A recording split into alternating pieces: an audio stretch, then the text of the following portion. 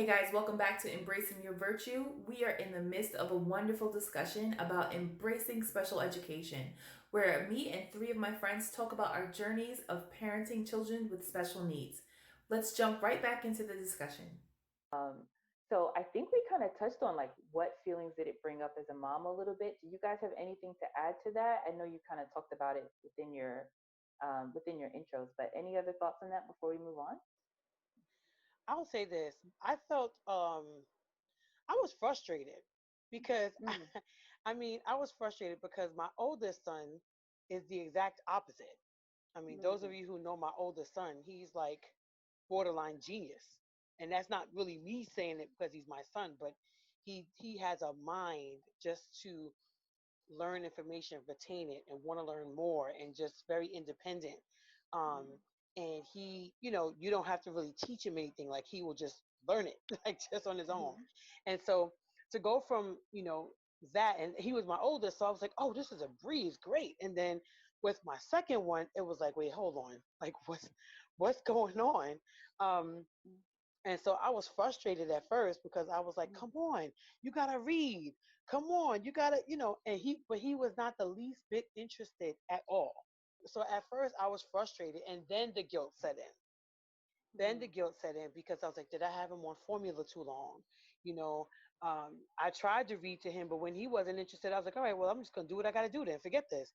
And I didn't mm, really push him, you know, um, because as a social worker, I've worked with students who are special needs, and so mm, I've sat with families and I talk with them, and I knew from just sitting with them, having to try to encourage them to get the services and to really take full advantage of what the district has to offer, you know. But now I'm on the other side as a parent now, so it was like, oh, I can't just give these people advice and not be willing to take it myself. I have mm, to put my money where my mouth is and really just do this for him. And it was the best thing because I don't know where he would be if we didn't give him like if we didn't really give him those services. So once I realized, okay, he's got an emotional disturbance, what you gonna do about it is the question I asked myself. This is what your child has, now what? you know mm, and I'm like, okay, I can't just sit here and be mad and be frustrated because this is right. what it is. Okay, this is what it is. He's got an emotional disturbance. All right, let's deal with it. And so because I'm a social worker, I was very on the case manager. I was on her, asking questions. I went up to the district office. I said, we need a meeting and I'm not leaving until I get it. And so, you know, because I felt like, as a parent, I don't want to feel powerless because at first I did feel very powerless, especially Mm, when we were in New York, I felt very powerless. But in New Jersey, I don't know what happened. All of a sudden, I was like, I want a meeting and I want everybody in here now because, mm, this is what's going on and I'm not leaving until we have some sort of agreement about what's going to happen with my son because I didn't want him to be another black child lost in the system. Like, we're not about to do that. Not here, yeah. you know?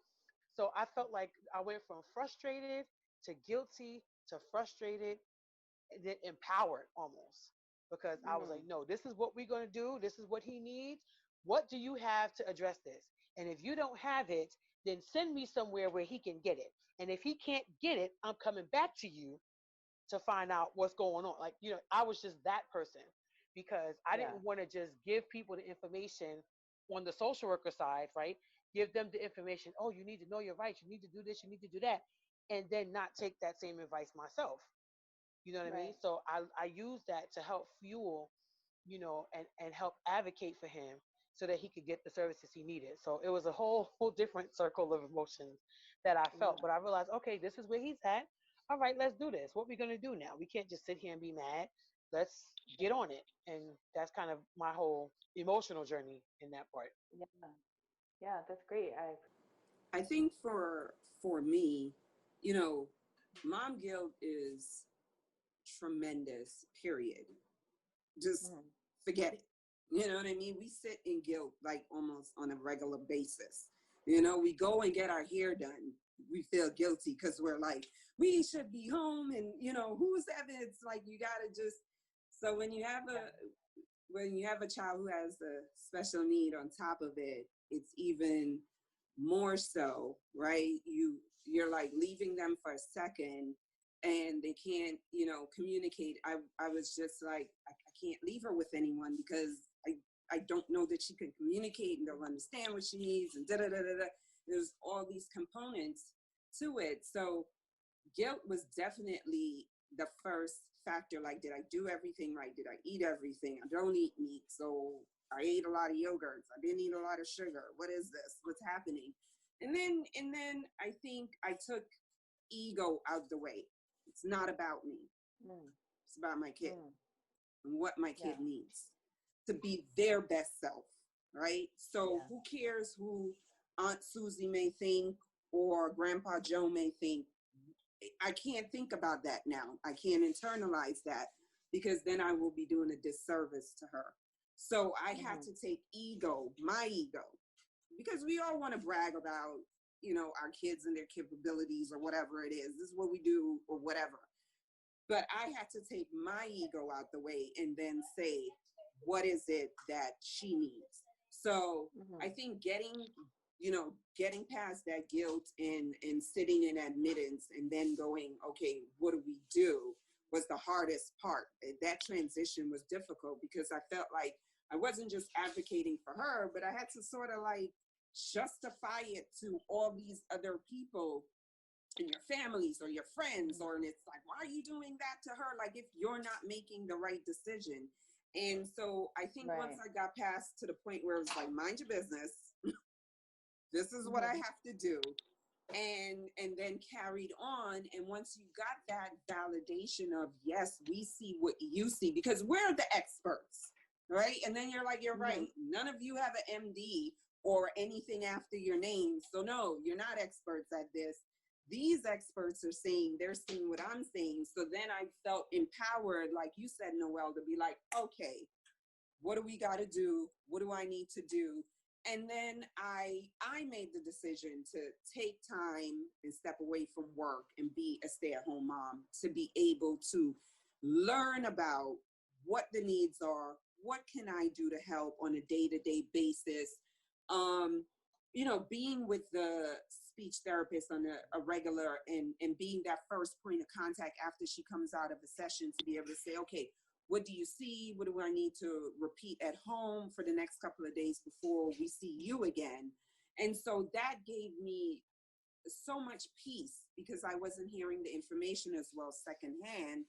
And then, not for nothing, when you see the growth, when you see the progress, there is nothing that makes your heart skip with joy to be like, wow, full sentences or whole entire discussions where you don't feel you have to translate or someone has to say what or whatever. That little moment was worth just everything to me. You know what I mean? And so, I feel so good that I didn't sit in that guilt for too long, and that I allowed myself to go, okay, like you said, Jasmine, with Janine, with your family and everyone in your head, you're like, okay, maybe or not. And that takes even more time before you can actually settle down and go, yes, I see, you know what? This is the steps that I have to take. So I'm so grateful for that. Yeah, so I'm going to piggyback off of that and say that one of the other things that we had to do was readjust our expectations. I was trying to figure out the word, readjust our expectations, right? So similar to what, Noel and Otillia was saying, was that, like, when you have your child, you have these, well, I'm going to say, I'm not going to assume you guys, but I'll say that, as a mother, there are dreams that I have for my children, right? There are things that I would like them as they get older to have, to experience, to do all these other things. And so all of that, I've had to reflect on what my expectations were of the boys, and in this case of Noah. And I think one of the things that really got to me, I was having a conversation with a really close friend of ours, and she was saying how her mom just really wants her to get married, right? I mean, she's a young adult, so at that time she was like, her mom just really wants her to get married, you know, have a fulfilling life, have a happy life, and all of that. And then I stopped for a moment and I said, is that really, does that really define a fulfilling life? Does that really define what is our ultimate goal, is to get married and have children? And so for some people, yeah, that might be, and that's wonderful, you know. But for Noah, is that, will that define like he really lived a great life if he got married and had kids? Because maybe at this point, I don't know if he'll ever get married, I don't know if he'll ever have children. But ultimately that expectation had to change and say, okay, let's take this 3 years at a time, right? Let's take this 6 months at a time and say, you know what, our expectation right now is for him similarly to have a dialogue, to have a back and forth conversation with people. Our expectation when he gets to middle school is to be able to get himself ready all by himself, to be able to get his breakfast ready, to be able to tell people, you know, that he got hurt or something like that. And I'm gonna share a little story too, is that when he was in first grade, something like that, he was taking the bus, right? Because for special ed kids, you get transportation to and from school. So he was taking the bus, and there was this season where he got to school and he would come off the bus with a mark on his face. And so the teachers would ask me, you know, is everything okay? Like, we saw a mark on his face. And I would be so confused because I said, I didn't see it in the morning. And, you know, sometimes when we're so busy in the morning, we don't really see all the scratches or whatever, and especially if it's, you know, whatever, it's hidden, right? And boys will be boys. And I say that stereotypically, but boys will be boys. They'll get hurt. They won't even complain about it. It just is, you know, life. But this was happening like for 2 weeks, and the teachers would just ask, you know, do you know where he got the scratch? And I said, I have no idea. And we would give him a bath every day. We do, you know, the whole thing. And at that point, you know, Noah didn't have the words to tell us, I got hurt or someone hit me or any of those things. So I kept logging and I said, you know what, I'm going to take a picture before he gets on the bus, and then you let me know if he comes off the bus with a scratch on his face, and we'll compare notes and see what happens. And so we did this for maybe 3 weeks. And I said, you know, and this one particular time he had a scratch from his ear all the way down here, and it was bleeding. And they asked me, what was it? I said, that big scratch, I would have seen that at home if it did happen at home. So then obviously we, you know, investigated, was trying to figure out what was happening. Long story short, a kid on the bus was hitting him. And no one would have known except for this one time when he was getting off of the bus, and one of the other kids in the back of the bus said, so-and-so hit Noah. And that's when things happened, right? And so, you know, I say those things because, and when I heard that, I started to cry, because I said, oh my gosh, my baby, like, he can't even say that he got hurt, you know? He couldn't even express, like, someone's hurting me. And that's hard. And so, I mean, part of his speech, actually, his speech teacher was putting that part, including that as part of the speech plan, which sounds really crazy, but she was teaching him, Noah, if someone pushes you, you have to say, ouch, that hurts, right? Or if someone does something bad to you, you have to tell someone did this to me. And so that was part of even his IEP, was having to articulate those words, right? And for us, that's not even a thing. We just think if someone hurts us, hey, you hurt me.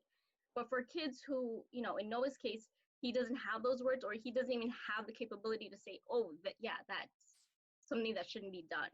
But anyway, as you process through that, so expectations, right? Going back to what I was saying, is expectations. What am I expecting of him?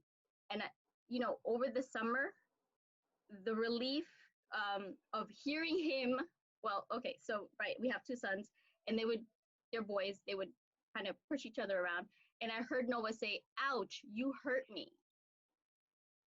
And so in that moment, I said, oh my goodness, that's amazing. And so, you know, we didn't have expectations of when that was going to happen or how that was going to happen. And granted, obviously, we told both boys you can't hurt each other. But, you know, even that expectation of how do you communicate that? How do you praise that? Like, thank you, Noah, for letting me know. And so Mhm. my expectation isn't he's going to get married and have kids, because that may never happen. And that's okay. But the expectation is that he needs to be Mhm. an independent kid who can express how he's feeling. So at that point, this is where expectations are. And the emotions, what you're saying or asking, they're always evolving, right? So similar to what Noel is saying, is like you have a circle of emotions, and sometimes those emotions happen in like 5 minutes. You go from guilty, happy, victorious, Mhm. but you just kind of have to embrace it and work with it. So Yeah, I think that was such a nerve because that's one of the things or my concerns when she couldn't verbalize certain things. It's who can I trust with my kid because she can't communicate with me right Mhm. now in saying this happened, that happened, or someone may have hurt her. So it was always this knot in my stomach. And so I would only allow what, so, like my parents or just go out with her dad or something like that because you're you live in this sort of fear that you don't catch everything because their Mhm. communication is not like the other kids, and so you're almost working double time in trying to decipher how their day was, how things are happening with within context of how they can communicate. And so you're afraid of missing those things or things like that. And I've always said with Gabby, when she was able to say, like with Noah, hey, don't do that, or I was so upset because this person at school did such and such, and it was like, thank you, like there's such little Mhm. milestones, and no one else would understand except this exclusive club that we belong to. You know what I mean? And it is an exclusive club Yeah. because when you start, like when Samantha started talking to me and we started talking about Nathan and the days that she may feel a little bit overwhelmed, it's like, you can say, listen, I understand trying to get the school together, trying to advocate and getting more speech time and stuff. Like, people don't understand the work that you do to make sure that they have what they have, while everyone first day of school is like, great, first day, goodbye. But our little steps and Mhm. expectation when she makes those achievements, when she brings home her grade and she's just so thrilled, it's like, it's just Yeah. a breath that you exhale and you can say, you know, thank you God. That's all I have. Like, just thank God. That's it. Yeah. Agree with everything you guys have said. I think the one other thing that was so helpful for me in getting past the whys and the guilt and all of those like initial feelings has been talking and talking with other moms, especially moms like Otillia said, who are in that exclusive club, right? Because I'm like, that's why I invited you guys on, because I'm like, I've heard your stories. We've talked about, all those things. And I'm like, I see each one of you, and I'm like, these are people who have stable homes for their kids. These are people who are well educated. These are families who I know are like invested in their kids. They're not neglecting their kids. And it's like, they have kids with special needs too. Like, it's not necessarily something that you did, but it just is, and it just happens, and that's okay. My kid is the youngest. My kids are the youngest of all of you Right. guys to go through the process, and I'm like, I'm so grateful to know people who've gone through it, who could be like, oh, listen, this is what you can do. And I'm like, I have to catch myself because I'll talk to a random person in the playground and be like diagnosing their kid. I'll be like, let me give you the number. You know, like, I don't want to diagnose your kid, but I just want to help. I'm like, if you need Yeah, it, this is what you yeah. can do. Like, Absolutely.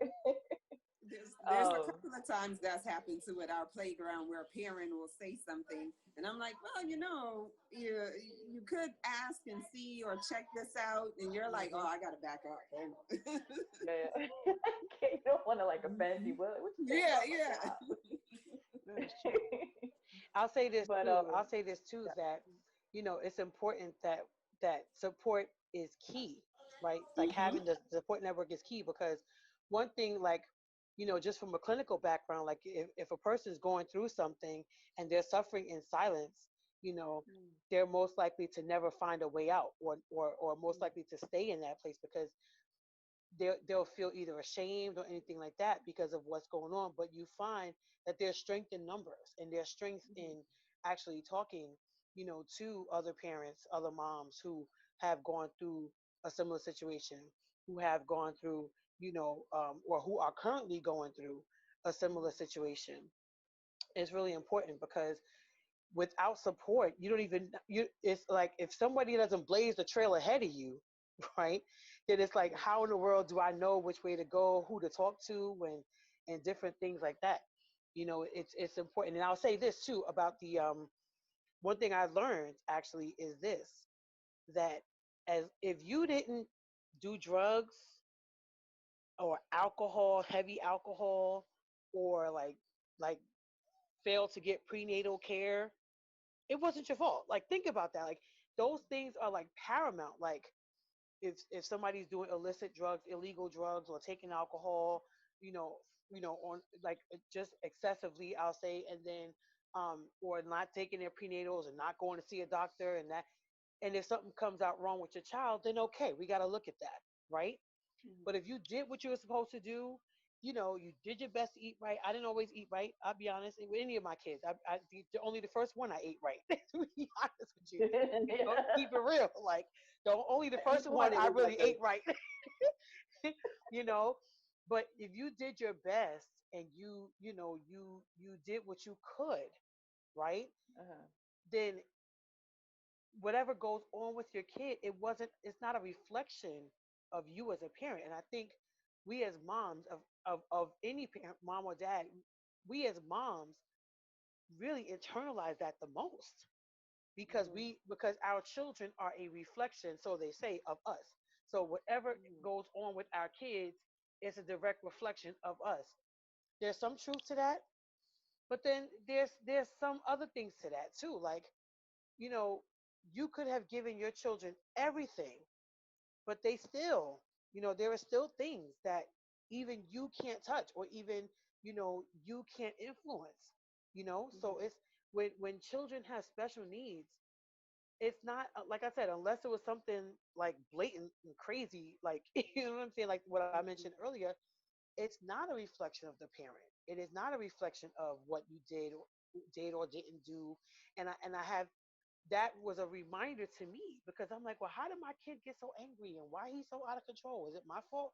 Am I always angry and out of control? Like what? It made me think that. But then I'm like, we do what we can in providing stable homes for our children, like you were saying, Samantha. We do our best by making sure that they're fed every day. We do our best to make sure that they have a warm bed to sleep in and a clean home to go to, and they're being educated and they're being clothed, and there are different things like that. So, and then the best thing that we do for them is when something's wrong, we get help. When they're Mhm. lacking something, it's like, okay, if it's something that I can't do, then I got to find somebody who is qualified and trained who can, because I'm not going to Mhm. sit there knowing that there's a need, and not do anything about it. And that in and of itself is being a good parent, realizing that when Mhm. your child has a need, that you reach out, that you advocate, that you talk, you know, to somebody so that your child can get what they need. Because ultimately, not getting them what they need is then we looking at a neglect issue. That's Right. when you're looking at a neglect issue. But if your child Mhm. has an issue, if your child has a difficulty, then getting them the help that they need says a lot about your character as a parent. It says a lot Mhm. that you are willing to do what it takes to make sure that your child's needs are met. And so that's important to remember too, as you journey on in the process.